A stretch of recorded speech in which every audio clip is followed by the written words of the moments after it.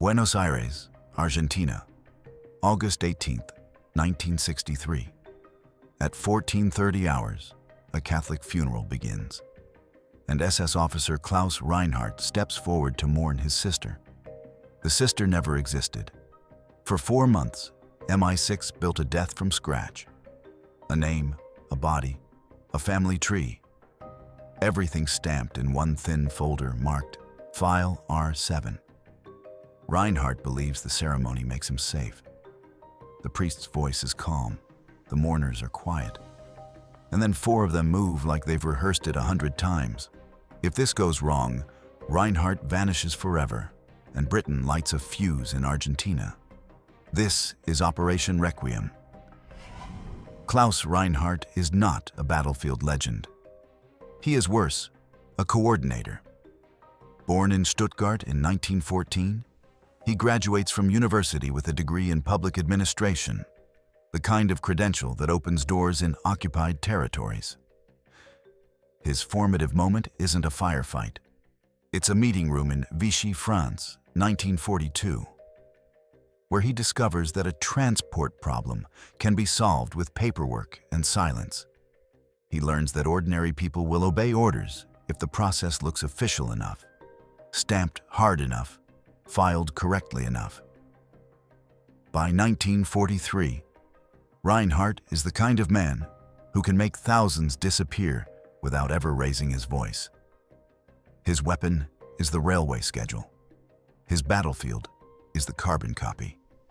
After the collapse in 1945, Reinhardt survives the way he operated during the war.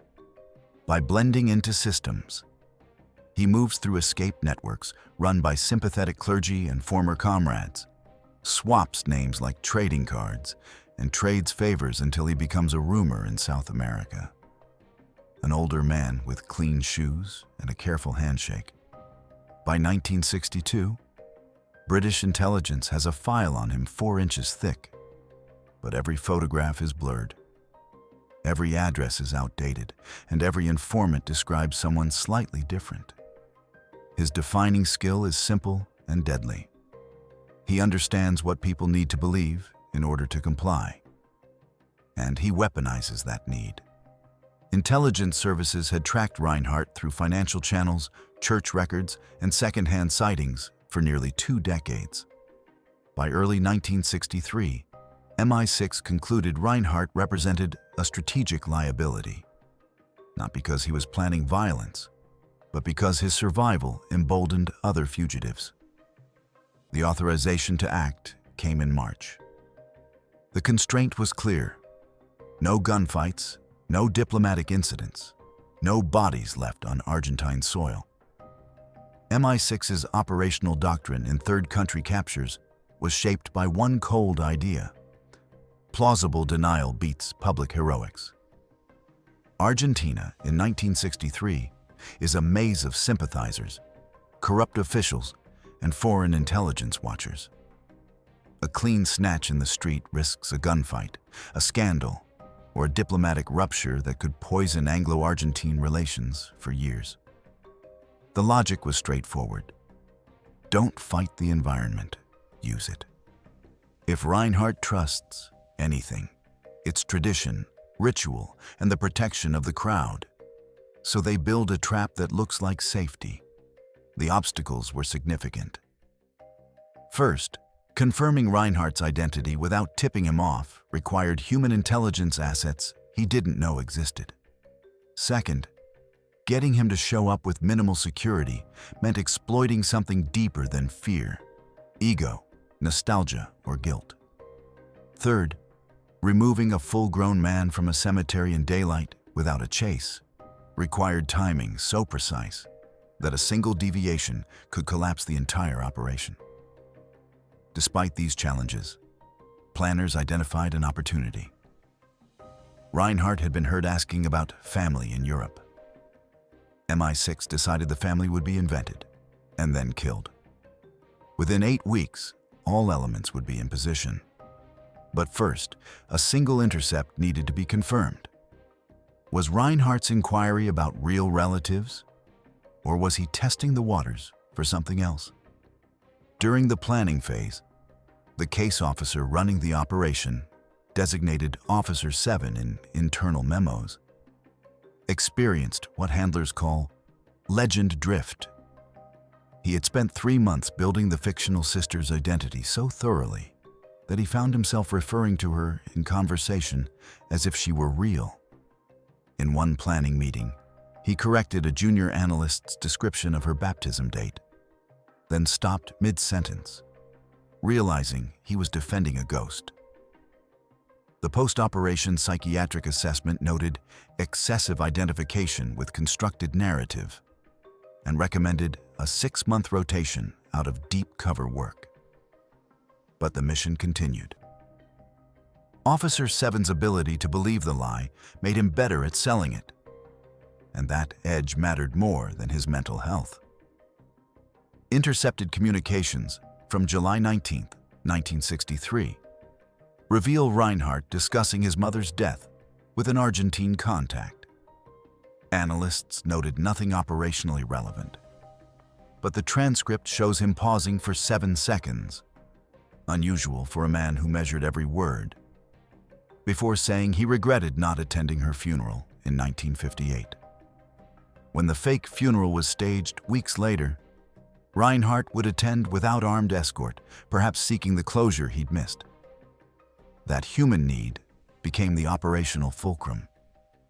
By August 1, 1963, the operation entered its execution phase. A sympathetic intermediary confirmed Reinhardt's interest in the funeral. The window was 17 days. Every hour after that increased the risk of discovery. The infrastructure was built like theater with engineers backstage. A fabricated sister named Greta Reinhardt was created end-to-end. Baptism record dated 1917 from a parish in Bavaria. Immigration note showing arrival in Buenos Aires in 1949. And a death certificate with matching ink aging, clerical formatting, and a cause of death, cardiac failure, common enough to avoid autopsy questions.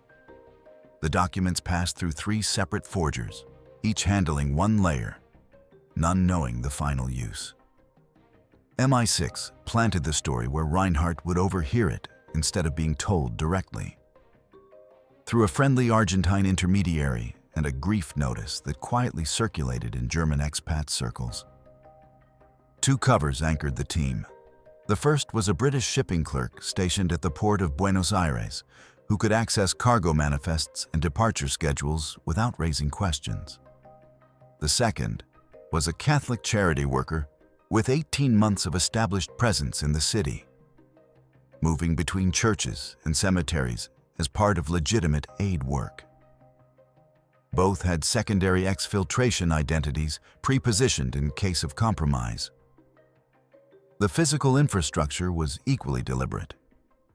A coffin pre-positioned at the cemetery with a reinforced base capable of holding a sedated adult without visible sagging. A hearse route mapped with 3 alternate turns depending on traffic patterns. And a freighter departure window timed to 14 hours after the operation's expected completion. Team structure was kept minimal to reduce exposure. One case officer, Officer 7, ran signals and maintained compartmentalization. 2 operatives served as close contact mourners, trained in restraint techniques that left no visible marks. One medical specialist carried a syringe kit containing a fast-acting sedative called Directive Compound 12, effective within 8 seconds and metabolically undetectable after 6 hours. A local cutout handled logistics, but never heard the real plan. He believed he was arranging transport for smuggled artwork. Code phrase for the final go decision was, "Last Amen." If that phrase wasn't transmitted by 1300 hours on August 18th, the operation would abort and all personnel would disperse. The planning consumed 14 weeks. By August 10th, the funeral had been scheduled, the priest had been secured, and Reinhardt's attendance was confirmed through the intermediary. Officer 7 had 9 days before the window closed.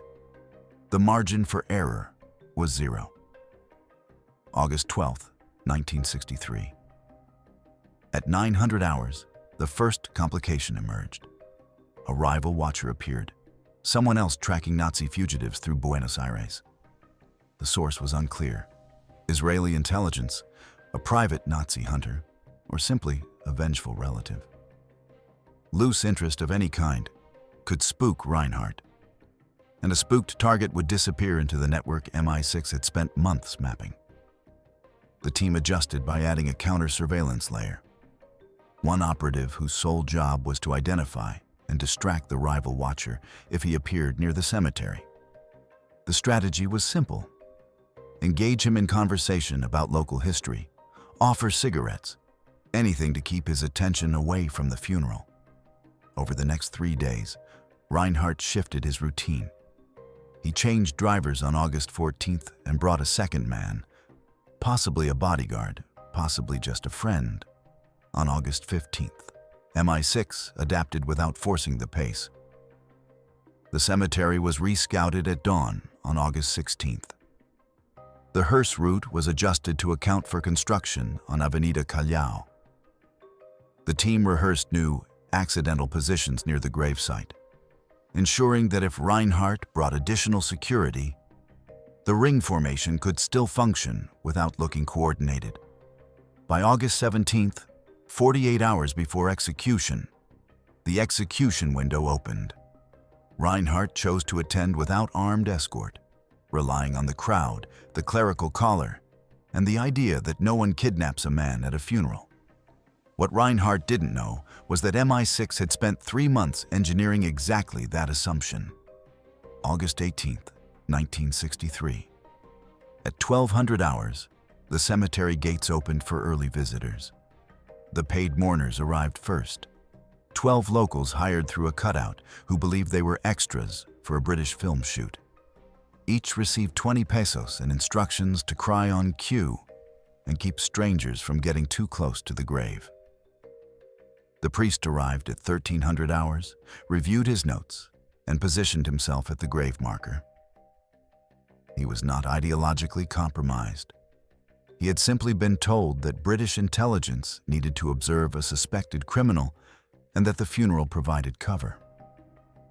He did not know about the coffin's reinforced base or the sedative in the medical specialist's coat pocket. At 1345 hours, Reinhardt's car arrived. He stepped out alone, wearing a dark suit and holding a rosary. His driver remained in the vehicle, parked 30 meters from the grave. Reinhardt scanned faces as he walked, left, right, behind. The habits of a man who had survived 2 decades by counting exits. The MI6 operatives were already in position, blended among the mourners. None made eye contact. None moved toward him. At 1412 hours, the mourners gathered. The paid ones cried on cue. One woman placed flowers near the headstone. Another dabbed her eyes with a handkerchief. Reinhardt stood to the left of the grave, hands folded, watching the priest's lips move. The 4 MI6 operatives drifted into a loose ring, close enough to touch, far enough to look natural. One offered a handkerchief to an elderly woman. Another blocked the line of sight from Reinhardt's driver by standing at a slight angle. The medical specialist moved within arm's reach, holding a folded program in his left hand and the syringe in his right. At 1424 hours, the priest began the eulogy. His voice was steady, practiced, selling a story he half believed. Reinhardt's posture shifted slightly. Shoulders lowered, breathing deepened. He was relaxing. That relaxation was the kill zone. At 1429 hours, the operatives tightened the ring. One stepped forward as if to console Reinhardt. Another moved behind him, cutting off his retreat. The medical specialist positioned himself directly beside Reinhardt's left arm. Vulnerability was not his bodyguard, who couldn't see through the crowd. The vulnerability was his certainty. Reinhardt believed the ceremony made violence impossible. That belief bought MI6 3 seconds. At 1430 hours, the specialist applied the injection under the cover of a condolence embrace. The needle penetrated just below the shoulder blade, delivering directive compound 12 directly into the muscle tissue. Reinhardt stiffened. His mouth opened as if to speak. The ring tightened instantly. Two operatives supported him as his knees buckled, guiding him down as if fainting from grief. The specialist whispered, "Heart trouble," to a nearby mourner, loud enough for others to hear. The driver, 30 meters away, saw a man collapse and began moving toward the grave. One operative intercepted him, gesturing urgently toward a parked ambulance that didn't exist, buying 8 seconds of confusion. At 14:33 hours, Reinhardt was inside the coffin. The lid closed with a muffled thud. The priest continued speaking, his voice never faltering, the eulogy rolling forward as if nothing had changed. The crowd's attention stayed forward, focused on the words, the flowers, the ritual. Two operatives lifted the coffin, heavier now, but not suspiciously so, and carried it toward the hearse. The medical specialist walked alongside, one hand resting on the wood, monitoring for movement. Total time from injection to containment: 3 minutes. At 14:38 hours, the coffin was loaded into the hearse. The driver, an MI6 asset, started the engine and rolled forward at funeral pace, slow and respectful. The family dispersed in under 10 minutes, walking in different directions, none speaking, none looking back. Reinhardt's driver reached the grave and found the priest closing his book. When asked about the man who collapsed, the priest said the family had taken him to a hospital. The driver asked which hospital. The priest didn't know. By the time the driver returned to the car to radio for instructions, the hearse was 12 blocks away, turning onto a pre-planned route that avoided checkpoints. At 1600 hours, the hearse reached the Port of Buenos Aires. The coffin was transferred to a shipping container marked "Religious Artifacts" and loaded onto a British freighter scheduled to depart at 0400 hours the following morning. Reinhardt, still unconscious, was sealed inside a secondary compartment with ventilation holes and a medical monitor. The specialist stayed with him for the next 6 hours, administering a second dose at 2200 hours to ensure compliance through departure. At 0412 hours, August 19th, the freighter cleared Argentine territorial waters.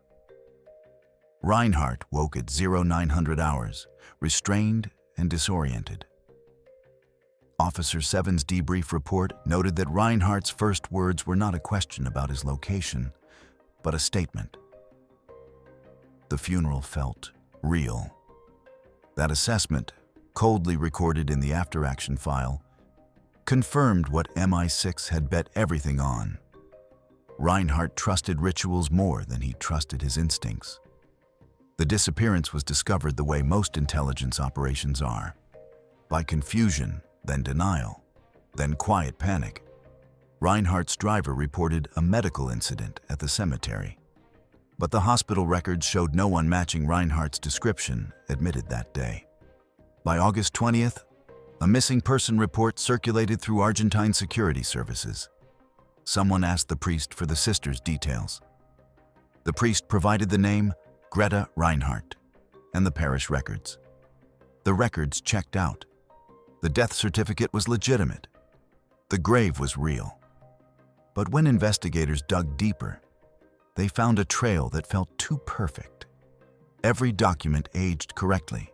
Every signature matched the correct clerical hand for that decade. Every cross-reference led to another clean file. Within days, rumors moved through Buenos Aires. The funeral was staged, the mourners were strangers. The grave belonged to no one. Officially, British channels said nothing. When pressed by Argentine diplomats, the Foreign Office issued a standard denial. No knowledge of any operation. No personnel in Buenos Aires conducting intelligence activities. Full respect for Argentine sovereignty. Privately, Argentine security services burned weeks hunting ghosts in paperwork and port logs. Every lead ended in dead administrative addresses, dissolved shell companies, and cargo manifests that didn't quite match the physical inventory. The sophistication suggested state-level resources, but the denials were transparent to those in the intelligence field. Transparency wasn't the point. Plausible deniability was. The operation achieved its tactical objective. Reinhardt was removed from a protective network without a firefight and without public fingerprints. Intelligence gained included a network map of Nazi escape routes, financial channels traced through 3 South American countries, and the identities of 7 sympathizers who had unknowingly revealed themselves during the surveillance phase. Secondary benefits included psychological pressure on other fugitives.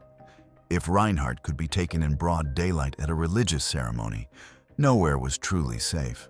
But the costs were real. Relations with Argentina cooled measurably over the following year. Argentine intelligence services, humiliated by the breach, tightened security protocols and began aggressively monitoring British diplomatic staff. The operation revealed specific tradecraft elements, the use of religious ceremonies as cover, the fake death legend technique, the coffin as container method, forcing MI6 to retire those approaches from active use. For the local cutout who handled logistics, the consequences were severe. When Argentine investigators traced the hearse rental back to him, he disappeared. His body was never found. Whether he was killed by vengeful Nazi sympathizers or quietly eliminated by Argentine security to save face remains unclear. MI6's assessment was that the tactical benefits outweighed the costs.